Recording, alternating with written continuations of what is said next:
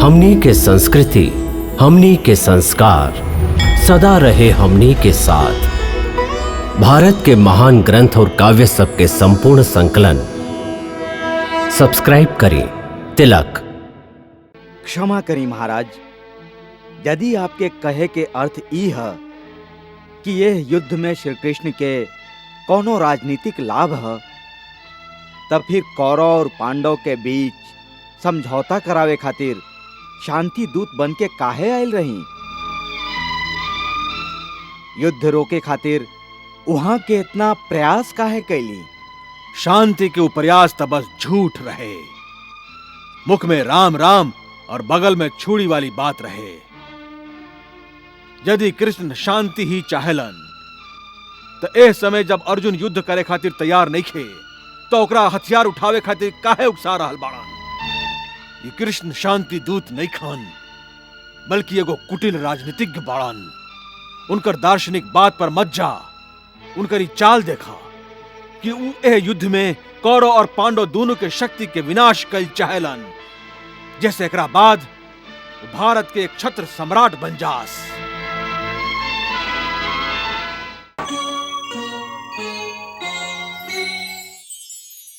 केशव, तोहार बात हमार बुद्धि के भ्रम में डाल रहल है।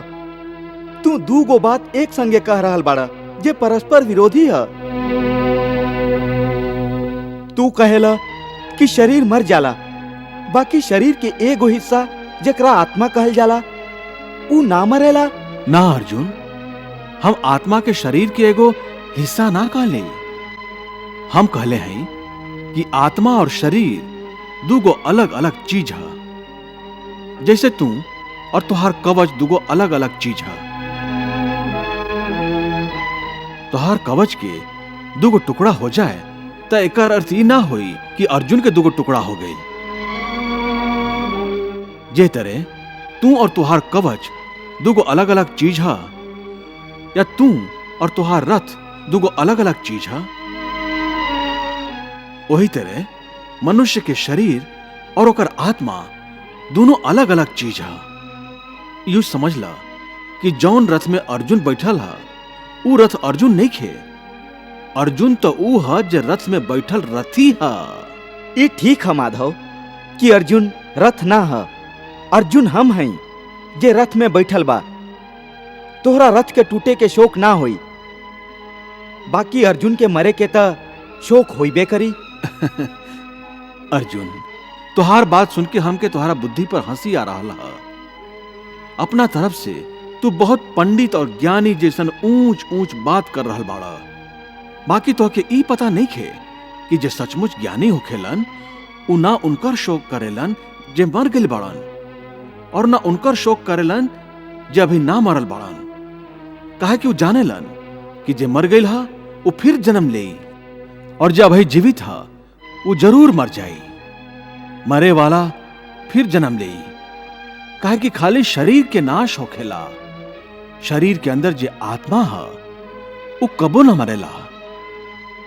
हे पार्थ, इस संसार में दो ही वस्तु है, एगो शरीर और दूसर वह शरीर में रहे वाला शरीरी। जे शरीर में रहे वाला आत्मा रूपी शरीरी है ना, वो कबो न मरेला, और जे शरीर है वो सदा रहेला ना।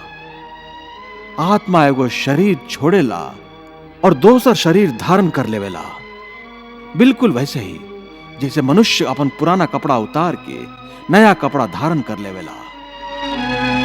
वासांस जीर्णानि यथा विहाय नवानि गृह्णाति नरोपराणि तथा शरीराणि विहाय जीर्णान्य अन्यानि संन्याति नवानि देहि।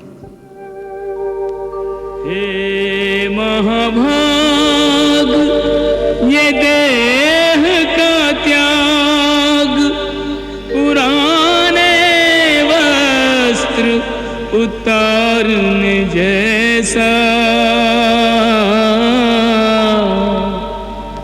जीवात्मा का नूतन जन्म नए परिधान के धारण जैसा।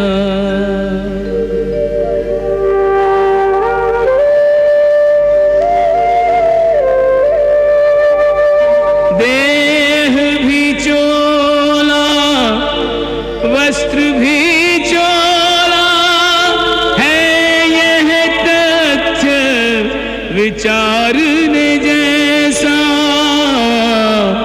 चोले के इस परिवर्तन पर क्या है धीरज हारने जैसा।